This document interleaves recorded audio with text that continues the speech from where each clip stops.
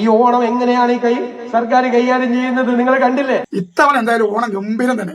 കണ്ടില്ലേ എങ്ങനെയാണ് വില നിയന്ത്രിക്കുന്നത്, എങ്ങനെയാണ് ഓണത്തെ കുറിച്ചുള്ള കാഴ്ചപ്പാടുകൾ വളരെ നന്നായിട്ടുണ്ട്. ഇങ്ങനെ തന്നെ മുമ്പോട്ട് പോകും. അപ്പോഴേ നമ്മളെ കുറിച്ച് ജനം സംസാരിക്കുകയുള്ളൂ. അല്ലെങ്കിൽ ജനം മറന്നു പോകും. വോട്ട് ചെയ്തവർ എന്തെങ്കിലുമൊക്കെ അറിയേണ്ട കാര്യങ്ങൾ. അത് തന്നെ ഇങ്ങനെ തന്നെ മുമ്പോട്ട് പോട്ടെ. എല്ലാ ആവശ്യങ്ങൾക്കും പണം കൊടുത്ത് വിലക്കയറ്റം നിയന്ത്രിച്ച് പിന്നെ കണ്ടല്ലോ എങ്ങനെയാണ് കൈകാര്യം ചെയ്യുന്നത്. വളരെ കൃത്യമായി തന്നെ ജനങ്ങൾ വീക്ഷിച്ചുകൊണ്ടിരിക്കുക തന്നെയാണ്. കിലോ 50 രൂപ ഉണ്ടായിരുന്ന പഞ്ചസാരയ്ക്ക് 68 രൂപയാണ്. ഇപ്പോൾ പായസത്തിന്റെ കാര്യത്തിൽ തീരുമാനമായി. ശർക്കരയ്ക്ക് 80 രൂപ വരെ ആയിരിക്കുന്നു. മഞ്ഞൾപ്പൊടി, മുളക് പൊടി ഉൾപ്പെടെയുള്ള മസാലപ്പൊടികൾക്കും വില കൂടിയിട്ടുണ്ട്.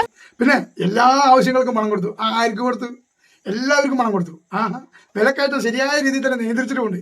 എവിടെ നിയന്ത്രിച്ചിരിക്കുന്നത്? എല്ലാം കൃത്യമായി തന്നെ സാധനങ്ങൾക്കെല്ലാം ഇത്തവണ ഓണത്തിന് 2 ഇരട്ടി വിലയായിട്ട് എല്ലാം കൃത്യമായി തന്നെ നിയന്ത്രിച്ചിട്ടുണ്ട്.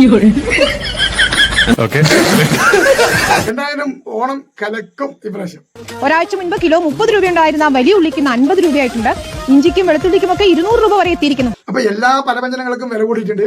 പ്രത്യേകിച്ച് പറയണെങ്കിൽ വെള്ളത്തിനൊക്കെ 2 ഇരട്ടിയായി. അപ്പൊ മധുരം പായസം വെക്കുന്നവരും മധുരം കഴിക്കുന്നവരും കുറച്ച് മധുരം കുറയ്ക്കുക. ഷുഗർ വരാൻ സാധ്യതയുണ്ടെന്ന് സർക്കാരിന് മുൻകൂട്ടി അറിയാം. അതുകൊണ്ടാണ് എല്ലായിട്ടും വില കൂട്ടിയിരിക്കുന്നത്. ഈ മധുരം കൂടുതൽ കഴിച്ചാൽ ഷുഗർ വരും, അതുകൊണ്ട് ആശുപത്രി പോകേണ്ടി വരും. അതൊക്കെ ബുദ്ധിമുട്ടാണ്. അതുകൊണ്ട് എല്ലാ കൈകാര്യത്തിലും നമ്മുടെ സർക്കാരിന്റെ ഒരു പിന്തുണയുണ്ട്.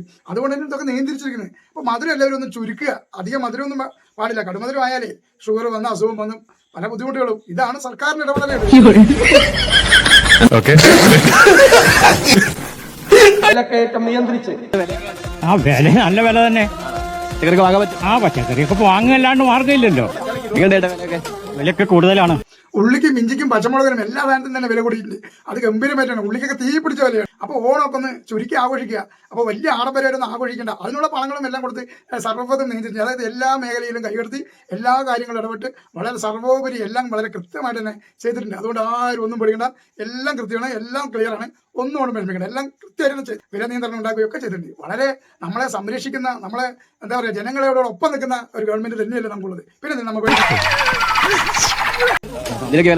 പയറൊക്കെ നല്ല വിലയാണ്. ഈ പറയുന്ന പോലെയാണ് വില വർധനവ് അല്ലെങ്കിൽ വിലയുടെ കണക്കുകൾ പരിശോധിക്കുകയാണെങ്കിൽ പ്രധാനമായും പലചരക്ക് വസ്തുക്കളിൽ പഞ്ചസാരയ്ക്കാണ് വില വർദ്ധിച്ചിട്ടുള്ളത്. അത് 68 രൂപയായിട്ടുണ്ട്. ഒരു മലയാളി എന്ന് പറഞ്ഞു കഴിഞ്ഞാൽ ഓണം ആഘോഷിക്കണം. അത് മലയാളി എവിടെ ചെന്നാലും എവിടെ പോയാലും ഓണം ആഘോഷിക്കണം എന്നുള്ളതുകൊണ്ടാണ്. അതുകൊണ്ട് സാധനങ്ങൾക്ക് എത്ര തന്നെ വില കൂടി ആഘോഷിക്കാതിരിക്കാൻ പറ്റില്ലല്ലോ.